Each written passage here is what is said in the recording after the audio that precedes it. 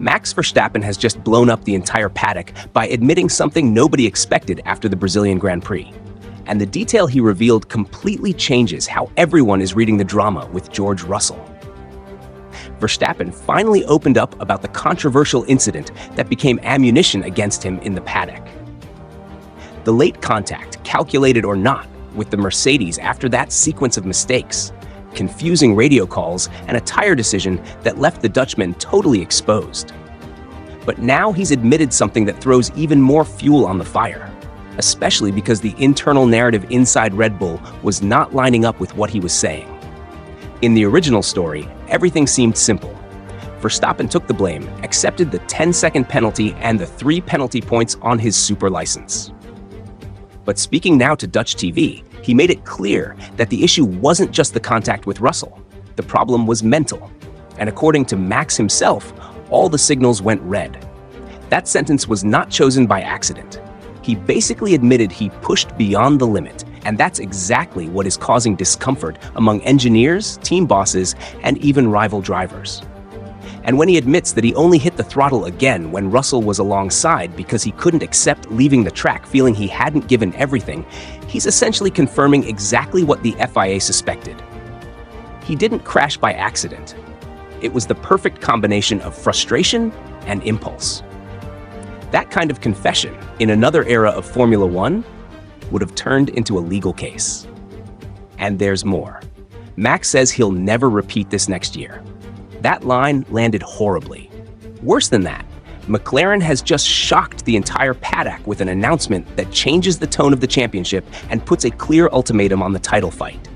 And Lando Norris's reaction left a lot of people uncomfortable. Something big is happening behind the scenes. Norris, who just weeks ago seemed emotionally unstable, is now officially confirming that he underwent an internal shift that McLaren is using as a rallying flag for the end of the season. Norris, who fell more than 30 points behind Piastri after the mechanical disaster in the Netherlands, is now speaking with the confidence of someone who flipped the situation by force.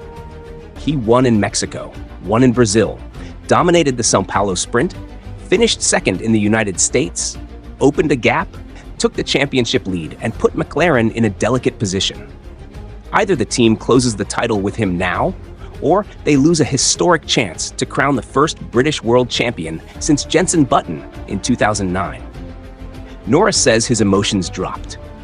McLaren believes this colder emotional state is the key to avoiding the same mistakes he made at the start of the season, when he called himself useless after crashing in Saudi Arabia, and when he handed the race to Piastri in Bahrain. But there's a bigger implication. If Norris performs better like this, the team will shape the entire rest of the year around this cold approach, and that puts Oscar in an uncomfortable spot. And there's another point nobody is talking about. McLaren admits that Norris's turning point began after the retirement in the Netherlands. That mechanical failure reshaped the internal technical department, created heavy pressure, and completely changed how the team guides its drivers emotionally. That explains why Norris now appears so light in public, while Piastri in recent races has shown the exact opposite. Tension, wear, and an irregular rhythm totally different from the beginning of the season.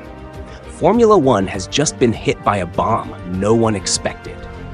French police opened a formal investigation after a suspicious break-in at Alpine's former engine headquarters. And the first signs point to something serious, possible industrial espionage. And the detail that leaked behind the scenes makes everything even more explosive. The Viry-Châtillon building, which for almost 5 decades was the heart of Renault's Formula One engines, suffered a silent, calculated, almost surgical invasion. The attack happened at night. 2 people entered through the main lobby and went straight up to the executive floor, exactly where any sensitive information would be stored. Authorities have already said it wasn't a coincidence.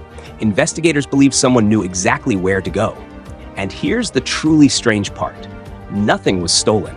No computers, no hard drives, no parts, no documents. But the doors were open. Police suspect this wasn't the work of amateurs and definitely not common thieves. It matches the signature of someone who wanted access, not objects. And this puts Alpine at the center of a possible espionage operation that, if confirmed, could cause massive shockwaves across the paddock, especially after the controversial decisions the team has taken in recent weeks. The context makes everything worse. Alpine is in a deep internal crisis.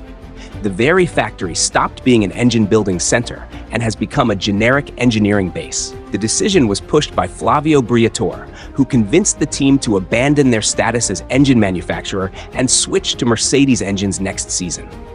The internal shock was so intense that several employees publicly expressed their dissatisfaction.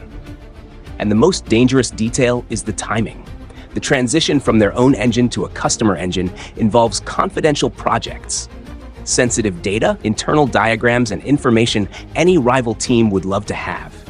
Alpine is at its most vulnerable moment in years, combined with Viri's historical weight, the birthplace of the first turbo engine to win in Formula One, the engine that powered Williams, Benetton, Red Bull, and Renault to titles.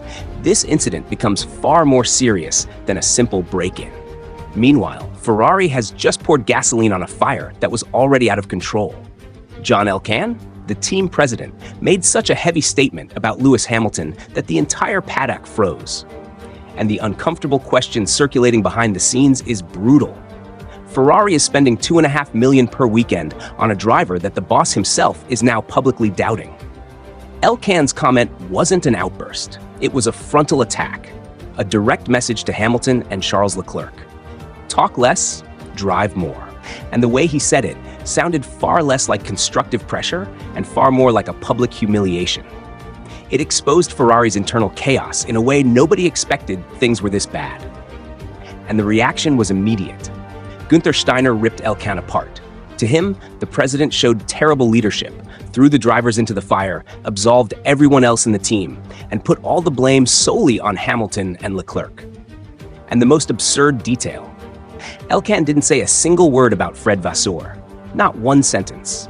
Not one hint of responsibility aimed at the technical command. Only the drivers.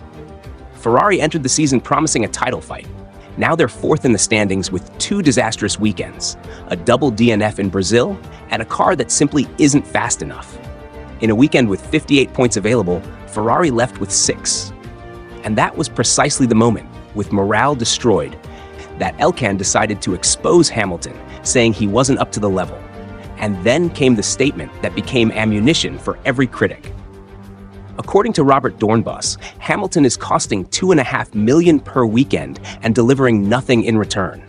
A sentence that detonated inside the team, especially considering it was Elkann himself who approved Hamilton's signing. The same Elkann who now hints that he may have chosen wrong. Button joined the discussion and practically told Elkann to look in the mirror. Karan Chandhok was even more direct. The car is not fast. The drivers are not the problem.